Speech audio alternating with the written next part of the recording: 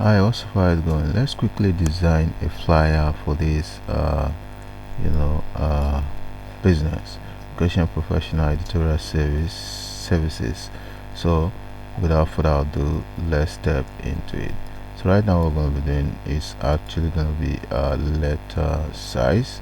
So let's double click right there, automatically snap into the page. What we'll click on is rectangle tool. There you have it, can you see that? So let's go ahead and just play around with this. So what we're going to be doing now is to actually blend this picture a bit. So let's go ahead and blend, or better still, make it duplicate. Or blending will be okay, so let's blend.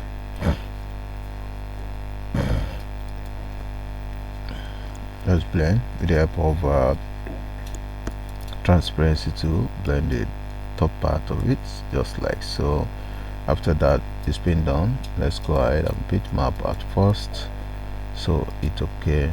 So let's blend the other side of the image, just like so. Good. So let's go ahead and bitmap that as well.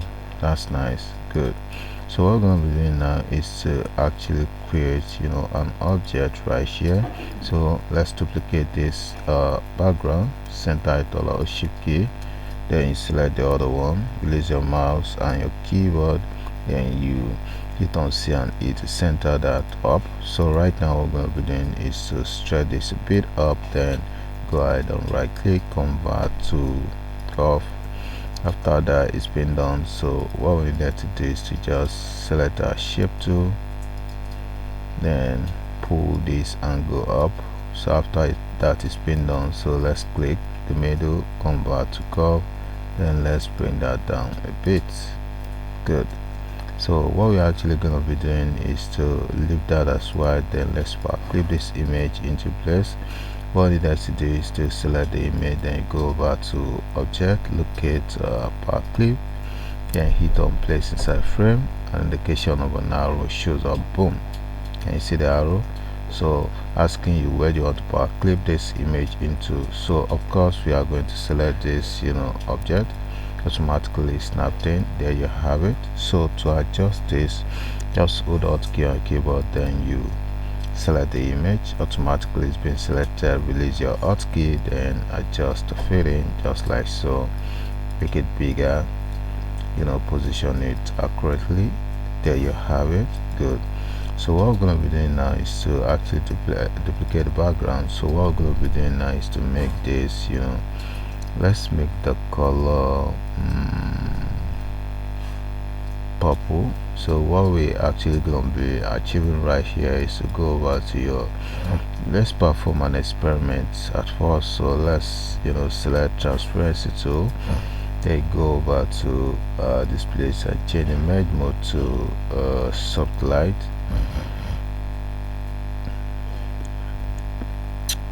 Oh, this is not nice, it's a bit, so let's use a hue, or better still, let's use a color. There you have it. Good and nice. So I think we needed to just let's use subtract. That's too harsh. Let's use color. So right now you can actually change the color if you want. If you don't like this, I think this is quite nice. Nice.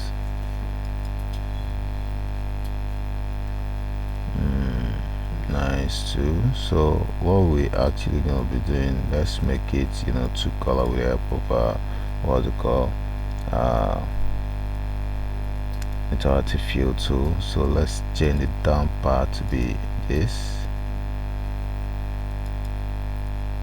Good. It's actually not nice. I think we should actually leave it as this color. So let's go ahead and select CorelDraw tool, sample this color right here, then point. There you have it. That's too dark. let's choose the lighter part of it. I think this is nice, so let's go and set our line to none. There you have it. So let's bring out the text. So what we're actually going to be doing is to just cut out the what's it called, the text. Control V, put control down, then tap on V to paste. Cut this, the heading, then paste. So let's go ahead and adjust this a bit downward, so we are laying emphasis on this. So let's go ahead and adjust this. So at first, what we actually gonna be doing is to have that to be changed. Let's change the font to bold, connect bold. If you don't have connect bold, you can actually go to Google and type connect bold font. Automatically gonna have it, you know, to download. Hit Ctrl K to break this into pieces, then make this a bit wider. So let's adjust that down a bit. So what we're actually going to be doing is to change this color right here with the help of our Kaleidopart tool. Select that, then go ahead and sample the man's color right here, point on the Gaussian. There you have it. So make it bigger a bit, so lighten the background so that you can see the text legibly. Center it all up. Good. There you have it. So right now what we're going to be doing is to bring the rest of the text.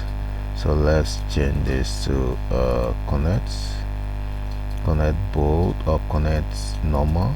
Then go ahead and cut this up. Ctrl X, paste right there, Ctrl V. So zoom down, so zoom up again with the help of our zoom tool. So what we're actually going to do is lay emphasis on this you know, text right here. So that's the main focus as well, so we needed to make it bigger. So hit Ctrl K to break that into pieces, and let's have this to be legible even if it's not thicker. So let's break it in accordance. Go ahead to your shape tool, you create a tracking. So break right from there, then let's have it to be right alignment. So position it so well with these other bits. Good. So this is actually nice. So let's go ahead and close the tracking just like so. Good. So let's leave this beneath it a bit, you know, stronger. That's good. Nice one. So let's zoom up. So right now what we're going to be doing is to just bring this a bit downward, then let's zoom up. So what we're actually going to be doing is to have the rest of the text, you know, line up here, cut that up, then Ctrl V to paste. Then let's go ahead and position this somewhere around here. So let's print this out a bit. So let's lay emphasis on this. So let's break it in accordance the way that we want it. Break right from here, like from here, then from here, from here, from here. Nice. Good. So let's break from here as well, then check this up, distribute this in accordance. So go ahead, break. Here you have it. So let's have it to be right alignment. Go ahead and increase the track in a bit. Then let's have it, you know, wider. Nice one. Good. Space it all up. It's actually nice. So what we're gonna be doing is to give it, you know, right alignment. Then zoom up. So the next step right now is to actually make this, you know, bold right here. So what I'm gonna be doing is to hit Ctrl K to break into the pieces. So let's have this line up beneath everything. is actually going to be all capital letter. Good. So stretch it to occupy the whole space. So mind you, we are going to make this color, that good lighter color right there. Then let's have this to be emphasized. That's the contact. Go ahead and distribute this accordingly. Break right from here and right from here. There you have it. So what we actually going to be doing is to really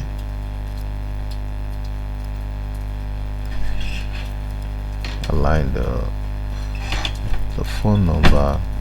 Then let's zoom down. So what we're actually going to be doing is to really bring solid, you know, right from here. So let's give it this color. Go ahead and round it all up with the help of our shape tool, just like so. So let's set that behind the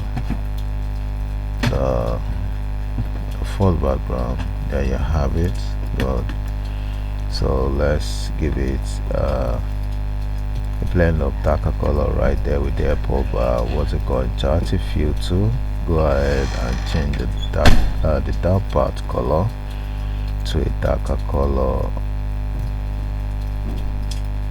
Good, that's nice. Go ahead and make the text white. Good, position it so well. So we needed to just have an outline right there. Good. And fill, then right click on white. There you have it. So we needed to tick in the white line. So let's go ahead, it's F12, the dialog pops up. So let's make this, 2 point. It's okay. There you have it. Good. Position this a bit up. Then let's have it aligned with the upper text. There you have it. So let's zoom up. Good. Give it a closer look. There you have it.